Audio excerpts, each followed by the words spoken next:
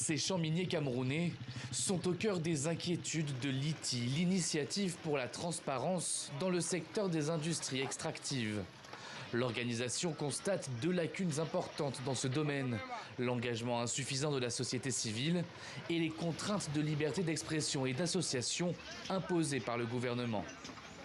Il est effectivement question de remettre sur la table l'implication de l'ensemble des parties prenantes et surtout de la société civile, aussi bien en ce qui concerne le débat public, aussi bien en ce qui concerne sa contribution à l'élaboration des résultats d'impact, aussi bien en ce qui concerne sa contribution à la transparence. Déjà en 2021, le Cameroun avait été suspendu de l'ITI, puis réintégré 2 mois plus tard. En cause, le retard de publication du dernier rapport sur les industries extractives du pays. Cette fois-ci, les enjeux sont de taille.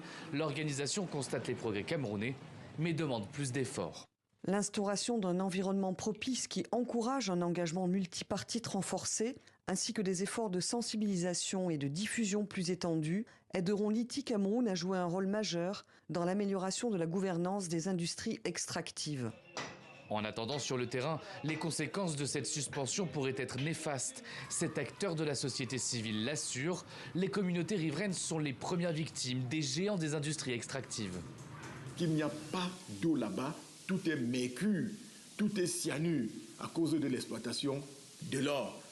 On ne comprendra pas que des populations qui risquent leur vie ne puissent pas être dans les possibilités de recevoir dans un budget ce qui leur permet de rattraper au moins leur santé. La prochaine validation du Cameroun interviendra en avril 2027. D'ici là, le pays doit apporter des mesures correctives à une vingtaine d'exigences. Sollicité, le gouvernement n'a pas donné suite à notre demande d'interview.